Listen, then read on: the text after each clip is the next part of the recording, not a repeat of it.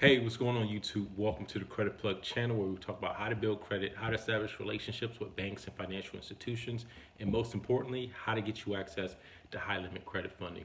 If that's something you like to listen to, then we definitely welcome you to subscribe. If not, you always just comment, share, or just like our video. So for today's video, I just wanted to do an update on some of the credit unions that we've been reviewing over the past couple of days and weeks. First, I just wanted to start off with some updates on AODFCU. So we now have a good amount of data points in terms of approvals and denials, and the silver lining with those getting denials or lower limits has been recent applications, recent new accounts. Not really, I would say, the inquiries, but probably more so new accounts that have reported to your credit profile, your Equifax credit profile at least, because that's what they pull. And then, so it seems like that has been the main reason for people getting denied, even those people with strong credit profiles. So they seem to be very sensitive with new accounts reporting. So just keep that in mind. Another thing too, so we've covered AODFCU, DCU, I'm gonna touch on SkyPoint Federal Credit Union, NIH Federal Credit Union, as well as SECU, SECU of Maryland. And so all 5 of those credit unions pull Equifax FICO 5 for credit decisions. So that's just one very, very important thing for you guys to keep in mind. But anyways, I just wanted to also let you guys in on some of the recent applications that I've put in. As you know, I posted, I was actually able to get the AODFCU Visa signature for $10,000 as well as a line of credit for $10,000. So over the weekend, I figured this would be my chance for the application spree, because the strategy that I've used that's been successful is to do applications in sprees instead of spacing them out, because what you'll eventually run into is that let's say you space it out even a month or 2 months, then when you apply for like a second or third application, that new account will be reported. So what you want to really do is take advantage of that short window where that new account is not reporting, so it doesn't look as though there are any new accounts. Although the inquiries will show, the inquiries, in my opinion, are less damaging than the new accounts in terms of subsequent approvals. Now, over the weekend, I submitted a handful of applications actually. So in terms of the credit applications, I applied to 3 different credit unions. And the credit unions I applied for, so I did a video a couple weeks ago. I joined SECU, so I applied for their Visa signature card as well as the Visa signature card for NIHFCU. Now, I gathered some data points. I realized that they pulled the same credit bureaus, Equifax FICO 5 specifically. So one of the strategies that I utilize and other people utilize as well when they're applying for applications is, and I don't even know what the term is, but it's kind of just like shotgunning applications, where you would basically open up 2 browsers, right? Or just open up a browser and then open up separate tabs, and then you want to like separate the tabs so that you have both windows kind of like minimized a little bit. You fill out the application for both, and then you pull both of them up to the screen where it says submit. So once both applications are at that point, you want to hit that submit button one after the other really quickly.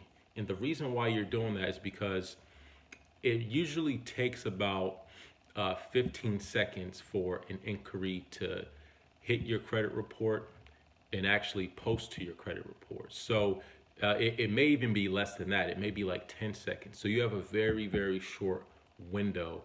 And the reason why you want to do that is because with each additional inquiry, your approval odds go down. So the key with this strategy is to have it so that those applications are querying the credit bureau's database at the same time, or roughly about the same time, so that it doesn't allow enough time for those inquiries to post. So application A isn't seeing the inquiry from application B doesn't see the inquiry of application A. So in a sense, you have put yourself in the highest position in terms of being able to get approved. Now, let's say same scenario, but you apply, 30 minutes apart. By the time you apply for the second application, they're already going to see that first application when they pull your credit report. So that's very important. And mind you, this really matters more when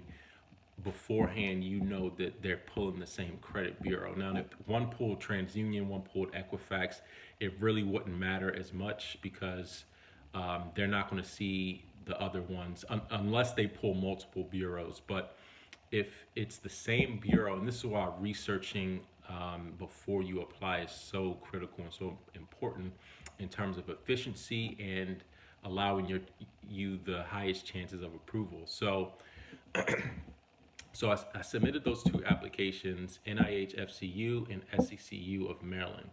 So I believe the NIH one may have hit slightly before the SECU, at least in the order of what it's of how it's listed on my Equifax credit report.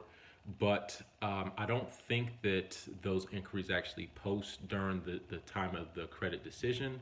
So for both of those applications, it's as if, I had however many inquiries, the same amount of inquiries for both of those applications.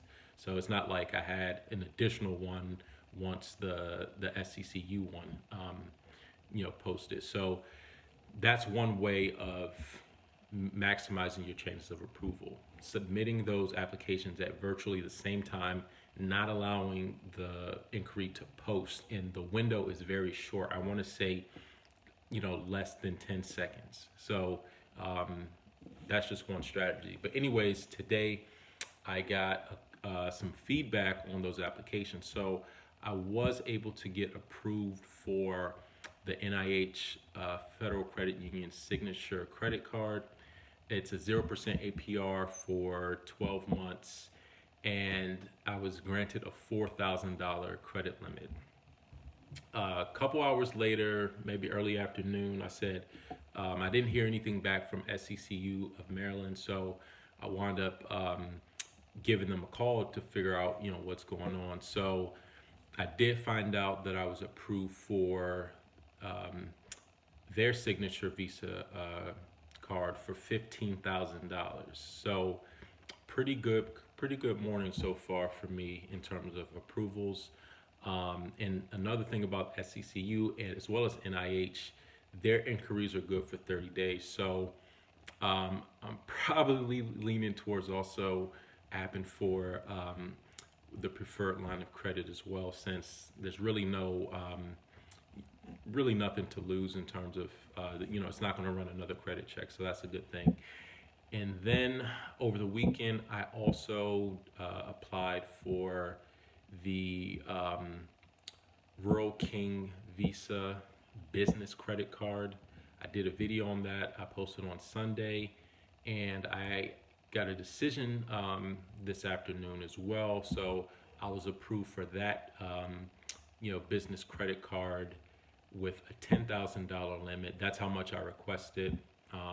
And then I also got, membership to REDSTONE Federal Credit Union as well. Now, I did a video, and I didn't also realize that right now, because of the COVID-19 pandemic, REDSTONE Federal Credit Union is operating at a limited capacity, so they're not processing online membership applications. So as I stated in that video, the optimal way of joining is really to apply for the Rural King Visa card, either the personal card or the business card, because that way they're still going, you could still gain membership without having to schedule an appointment and go into a branch. And on top of that, you're not going through multiple inquiries, one for membership as well as one for a credit product. So I wound up going with the Rural King Visa Signature business credit card. got approved for that.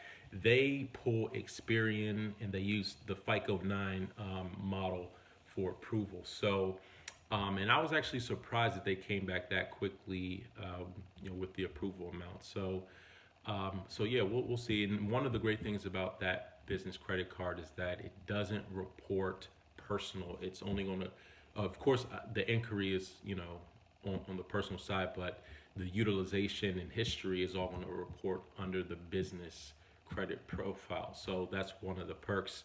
The application process, like I said, was pretty easy. You just upload, your articles of organization, your EIN letter from the IRS. I just downloaded my Experian business credit report. Although it wasn't required, I just sent it anyways, because maybe in hopes of increases my chances. And I only requested $10,000, and I got that. So just in today, between 3 credit card approvals, a total of $29,000. So I'm pretty satisfied with that. All of those inquiries went to good use. And I'm just providing some updates in terms of feedback for you guys to help increase your chances as well with some of my personal data points. And then so I think for the time being, over the course of, I would say, the past 2 weeks, maybe a little bit less, between 20,000 from AODFCU and then the 29,000 today, a little shy of $50,000 in credit approvals from various credit unions that, for the most part, utilize the Equifax FICO 5. And also another thing too, I did give DCU a call. I was going to apply for them, but then I didn't feel as though their credit products for right now were something that I was even interested in terms of their introductory. They didn't have any introductory offers, no lines of credit or anything like that. So I was just going to hold off on that. DCU does do pre-approvals through their online app. So they do have a loan that's no credit check that you could get pre-approved for. And you could get pre-approved for a ton of their other credit products. So, who knows, maybe if one of those come in, then I'll apply for it. But for right now, my plate's pretty full in terms of, new approval. So it's been successful. I went 4 for 4, or I guess, really 4 for 4. I guess if you want to go into the credit product. So the Visa Signature AODFCU, the line of credit, NIH Federal Credit Union, SECU of Maryland, and the Rural King Visa business card. So those 5 cards, or 5 accounts rather, right around $50,000 total. So that's a decent haul for me for right now. So back to the garden and to those accounts age, and in the time being, I don't know. I mean, maybe if I could find some accounts that only pull TransUnion, because TransUnion is still unscathed throughout all of this. So I'll probably focus on that, and if anything, in the meantime. But I hope this information that I'm sharing with you guys are helping you, for one, get access to much needed credit that you might need, as well as just informing you along the process. I've definitely encountered a lot of mistakes along the way, and so I hope some of you can learn from the lessons I've learned, and get you on the path to getting access to credit a lot sooner. So that's all I wanted to share with this video. If you're interested in how to build primary accounts, we will be doing a new cohort starting May. So that's just the one-on-one, personal and business coaching and mentoring that I do. And then this Sunday, don't forget, we're doing a live webinar.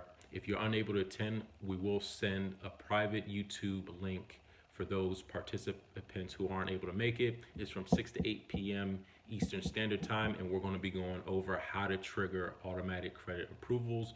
We'll be walking over how to position your credit profile to enable you the highest chances of getting approved. So that's all I wanted to share with this video. Until next time, y'all take it easy, and we'll talk to you soon. Peace.